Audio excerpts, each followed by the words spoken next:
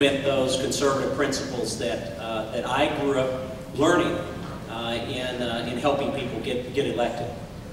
One of the figures that I've worked with over the years, both working among various candidates, has been trying to influence the current Speaker of the House, Joe Straus, to be surrounded with people who are, like you and I, conservatives. And I think that it's important that he have that perspective brought to him. And that was one of the things that I did after I left serving as the executive director of the Republican Party of Texas, was making sure that our pro-life leaders in particular were not adverse to working with the leadership of the House. And I think that the leadership that I gave in making sure that conservatives surrounded our current Speaker of the House allowed us to get very important legislation passed. I know Sid worked on the sonogram bill, and this last session, when Sid wasn't there, what I believe was the most important legislation for life issues in the history of this state that we passed in the second special session of this legislature. And I believe God puts us in a place to serve a purpose. And that's what my purpose was after I left the Republican Party of Texas as its executive director. Representative Miller. Now let's see, let me get this straight. You mean to tell these people... No, you're just talking to me. It's like a confessional. Think of it as a confessional. Right. And they're not even listening. So nobody pay attention here. So I need to pick one of my many mistakes and confess to these people my shortcomings and why something you think that might be twisted and distorted in the race maybe, or by the media, that a vote or something that maybe you had in the past that you... Oh, I'm sure I made some bad votes as long as I was there.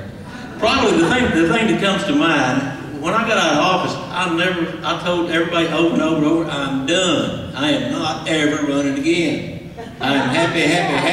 I'm going to bless grandkids. Well, I guess something that I'm sure will be used in the campaign, I did some consulting work, the L word, lobby. So I lobbied for some agricultural interests, went to Washington, worked on the Farm Bill, and helped out the auctioneers and some of the nursery people with some of their legislative issues. And I'm sure that I'm going to be labeled a lobbyist for that. For representing good people. I did. I turned down the liquor boys, the gambling boys, the strip clubs. I just picked the stuff I wanted to do. Same stuff I've been working on while I was a legislator. All right, so I'm going to turn up the heat a little bit here in y'all's seats, because among grassroots Republicans, the most unpopular Republican official in the state, by far, is Speaker Joe Straus. That's right. He was voted our Republican. Only 1 in 8, that's 12.5% of Republican representatives, supported his ascendancy to the speakership, while 100% of the Democrats supported him. So he's clearly put in power by Texas Democrats and a handful of liberal Republicans, all of which the Republican faithful consider to be rhinos. Let me start with you, Eric. You have vehemently supported and defended Speaker Straus, even to the point of belittling some Texas Republicans who wish to have a speaker who was more accurately reflecting the vast majority of Texas Republicans. You're now asking that same base of conservatives in the Republican Party to support you for this office. Do you stand by your support of Speaker Straus, who has empowered liberal Democrats with chairmanships and campaigned for Democrats? Or would you like to use this opportunity to convince Republicans that you will be more conservative than the man you so closely aligned yourself with? Boy, that's a loaded question. Don't worry, Sid gets one too. Yeah. Well, let's be honest. When Speaker Straus was elected, he was elected by a minority of Republicans. But he was also re-elected time and time again, even by my opponent, as Speaker of the House. And I will tell you, we have gotten more accomplished during the last 5 years of Speaker Strauss's speakership, not because of Joe Strauss, but through the leadership that he allowed the conservative members of the House to pass conservative legislation more so than we have done in the history of this state. We have a sonogram bill. We have the pro-life legislation passed during this last session. We had the defunding of Planned Parenthood. All of those things were done with him as Speaker of the House. I don't want to say, because I will tell you, I know that I do not agree with him on every issue that has come before this House. But one thing that I do think is important is that we look at a style of leadership and the ability to let the members of the legislature vote their districts and implement things that were blocked during the first years of our Republican control of the House of Representatives. And I think we have to have a critical look at that. I'm not running for the House of Representatives, but I think it's important that our next Texas Agriculture Commissioner work with the leadership that we have to accomplish our conservative agenda. And I stand by everything I've done in my entire life. And this is no different, Rick. Let me follow that up once before you jump in here. Of those accomplishments that you're speaking of, the organizations, some conservative organizations, even just in the last few days, have referred to you as Joe Strauss's hatchet man in pairing conservatives in the redistricting process during your advising of those attorneys. And they claim that you caused problems with that redistricting to the point of a lot of the lawsuits. Do you consider that an accomplishment that conservative state reps were paired and we lost some of our conservatives in the last election? Let me tell you, Rick, first of all, the email that you referred to that was sent out by a lobbyist in Austin mischaracterizes my role in redistricting.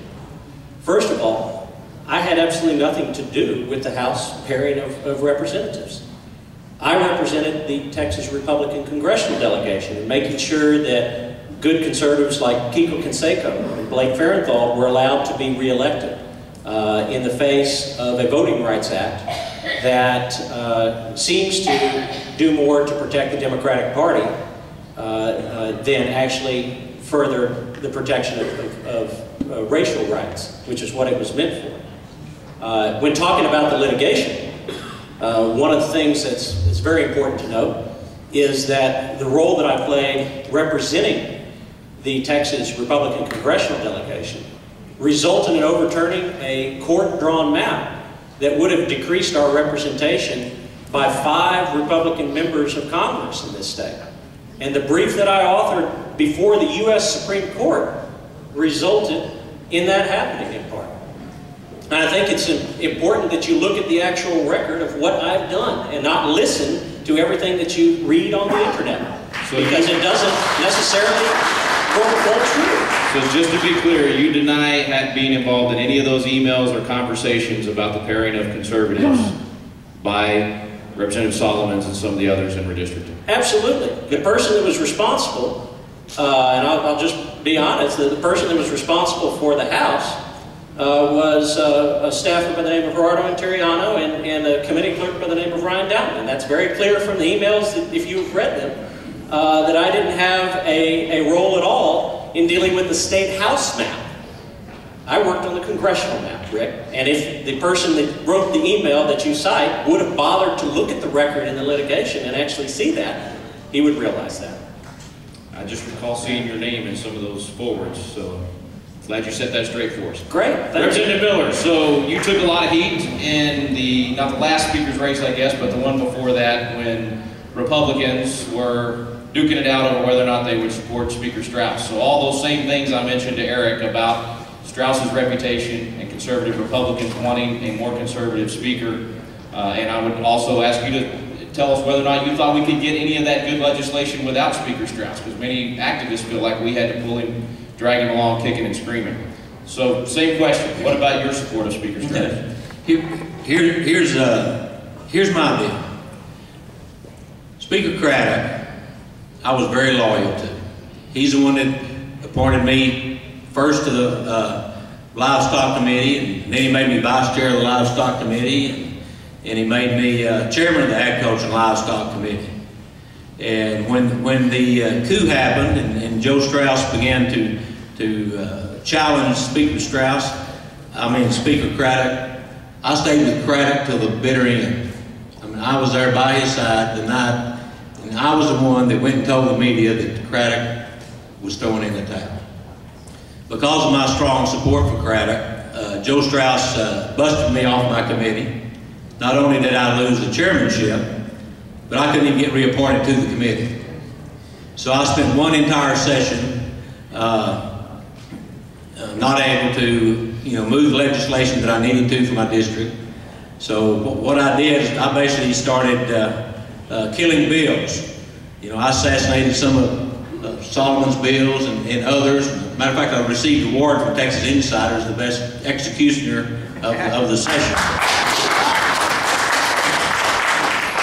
But that wasn't really what the people sent me there to do. They sent me there to represent my district and get things done for Texas and for my district. So I thought long and hard about that and prayed about it. So I made amends. It was very obvious to me that Speaker Strauss was going to be reelected. And Tea Party folks, Republicans, were irate that the Democrats had elected the Speaker. So we followed the advice of the Conservatives, and we decided to have a Speaker's election wholly inside the Republican caucus. We held that election. Ken Paxton lost. We came out of there. Joe Strauss had won in caucus. The next day we went on the floor to vote for, well, I'll use one of my cards. There you go. To vote for Speaker, and the only person that was nominated and running was Joe Strauss. So I had to make decisions. I could either poke a finger in the Speaker's eye and be busted again, or I could vote for the only guy running, and that's what I chose to do. I think 15 of my colleagues did vote, not for someone else, but voted no as Speaker. So things worked out. I was named Chairman of Homeland Security and Public Safety. I was able to pass the sonogram bill, able to pass the bill to allow aerial hunting of hogs out of helicopters and other things like that that was important for my district. So it worked out. All right, you guys can loosen up. We're turning the heat down. That's the only tough questions. Now let me toss you the same question before we close out with you guys that I did to David.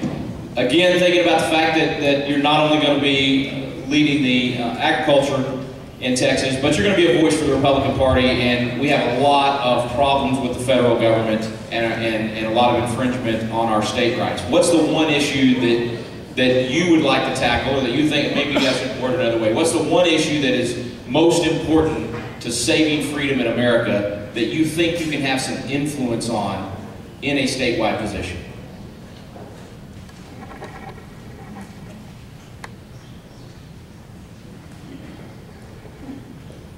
Or 10 issues, whatever comes to mind.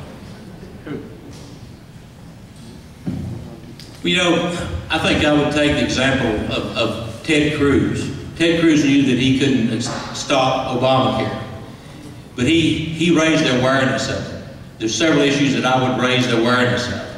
One is immigration and border security, our porous borders. We have a huge problem on our border.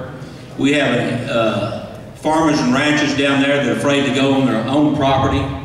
Their property values not only have fallen, they can't even sell it for any price. Since 2006, in Iraq and Afghanistan, we've lost about 5,000 soldiers. In that same period of time, on just the Texas-Mexican border, there's been 50,000 murders that we know about. So we need to bring awareness to that. I would follow Todd Staples' example. What can an agriculture commissioner do? Well, you can raise awareness to that and keep it on the forefront. We don't not let that issue die. I would equip farmers and ranchers with cameras that would run 24/7, link those to the joint operations centers so that we could identify these bad guys coming across. I would be the voice for that. And I'd also be the voice for water in Texas. We are coming to a critical impasse in our state. As fast as we're growing with our population, we have got to get a handle on our water's future. We've already had rice farmers that have been cut off the last 2 years and haven't been able to irrigate. Let me tell you folks, it's a matter of national security. When this country becomes dependent on a foreign entity for our food, our national defense is at risk. We're already dependent on foreign countries for oil and fuel. Our biggest asset is our food source, and we do not want to succumb to another foreign country and rely on that. Thank you. Eric, one issue that you would like to represent or work on that you feel like is a national issue, but you could do something about it from the Commissioner's chair? Well, aside from what I talked about earlier in my introduction, because water is the most important issue impacting state government, the biggest issue on a federal level that the Texas Agriculture Commissioner has to take leadership on is the growth of the federal government in our everyday lives and the infringement by the federal government on our private property rights. This is an issue that I've worked on for over a decade, defending individual landowners in Endangered Species Act cases. That's just one example. It's not just the Endangered Species Act, guys. Even though there's 100 species that are proposed to be listed in Texas over the next 12 months. It's the Clean Water Act, it's the acts of the EPA trying to regulate our individual businesses. It's important that our Texas Agriculture Commissioner not just try to influence the federal government, but be proactive in intervening in litigation against the federal government and taking the battle to the federal government on behalf of all landowners. You are entrusted with an office that represents not only agriculture, but all Texas landowners.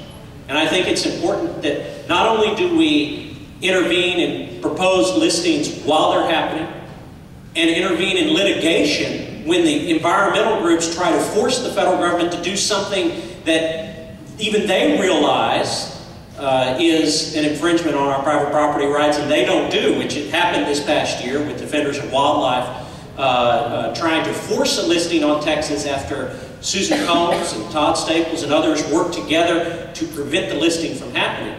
It's important that our Agriculture Commissioner take the experience that I have in defending landowners every day for the last over a decade and put that to work on behalf of all landowners. Because we can't just influence the federal government. Sometimes we have to bring that battle to them in the courtroom and beyond. All right, gentlemen, well done. We have time for closing remarks. And let's see, since Sid went first on the opening, Eric, we'll ask you to go first on the closing. You can either stay there or go to the podium, your choice. Sure. We have a decision to make that hasn't been made in an open seat for quite some time in Texas. The Office of Texas Agriculture Commissioner has a vital importance, not only to agriculture, but to all of us, especially our urban Texans. The issue of water is the #1 issue facing the state. The issue of protecting private property rights, as I just said, is important that we have a statewide leader that takes the fight to Washington. Both of those things I have done over the last decade, and frankly, as we mentioned in talking with redistricting, taking it all the way to the Supreme Court and winning against the Obama administration. That record of success, not only working with the legislature, but also working to defend landowners every single day, but also bringing the experience that I have running my family's operation that has suffered, like so many in the cattle industry, from the drought that we've had. The fact that we've had 2 wells go dry on our own property that have endangered our own opportunity for my son and my daughter to continue the legacy that I've been privileged to grow up in Texas agriculture. All of those things together are important, that we have an agriculture commissioner that brings those 2 aspects together to serve as our agriculture commissioner. The critical experience that I have on dealing with the issue of water, making sure that new groundwater resources that are developed in a manner that protects private property rights. and making sure that surface water resources are developed in a manner that allows us to manage our own surface water rather than the federal government are very important, that we all work together to ensure that we have those resources going forward. The leadership that our next Texas Agriculture Commissioner has on these issues is something that will impact our state for generations to come. And I want to serve as your next Texas Agriculture Commissioner, bringing that experience to work for y'all every single day for the next term as the next Texas Agriculture Commissioner and beyond. I bring a lifetime of experience on both sides of these issues. And I want to make sure that our Texas Department of Agriculture and government at all levels respects the fundamental principle that I talked about earlier, that government is here to protect our God-given rights and then to get out of the way. And that is the philosophy that I will bring to this office if you elect me to serve as your next Texas Agriculture Commissioner. Thank you for having me here tonight. Despite some of the nice and loaded questions that I've received, I want to make sure that you know what is the principle that guides me every day. And I hope I've enlightened you to that during our debate tonight. Thank you.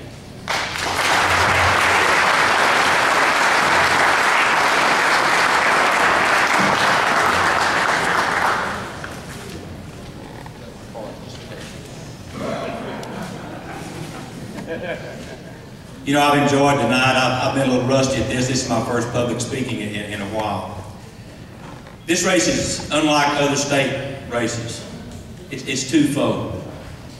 One, you need a candidate that is conservative and can get out of the primary and can beat the Democrat in the fall. I hope that I relayed to you that I am the conservative in the race. The second part of that race is you need someone that has the heartbeat of agriculture.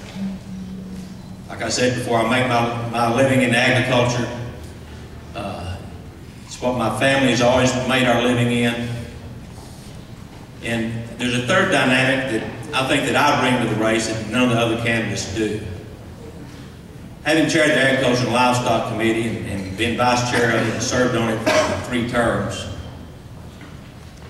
I think I have a pretty good working knowledge of that agency. So I don't think there'll be a learning curve, but it won't be a big learning curve for me. I think I can hit the ground running. I think I've developed the relationships in Austin. I'm friends with all the statewide guys that are here tonight. A lot of my friends are still in the legislature, in the Senate, and in the House. I relate good to those and all the state agencies. And I think that our campaign is going good. We've gotten a lot of good endorsements. I'll share a few of those. I'm not going to let all of them out tonight. But Kathy Adams, the former Republican chairman of Texas, and Eric's boss has endorsed our campaign with Eagle Forum. Tim Lambert, many of you may know Tim Lambert, former national committeeman and also head of the Homeschool Coalition. Michelle Smith, state director of Concerned Women of America. Texas Right to Life, right here in Houston. ERAF 912 groups, several Tea Party groups are endorsing us.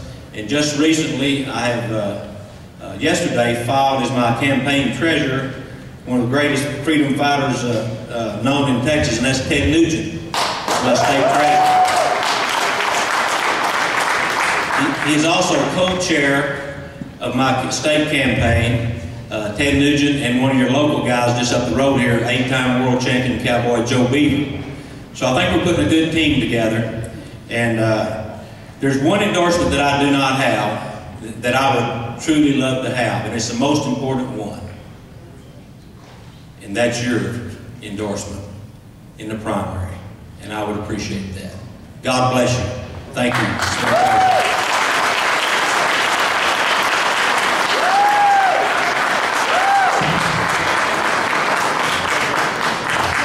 Did y'all notice that both these guys were astute enough to hold on to those rebuttal cards and use them in their closing? That's pretty good. All right, guys, we're going to take a, I understand, 15-minute restroom break, visit with with the folks at the table, and make sure you're in your chair in 15 minutes because we're going to start.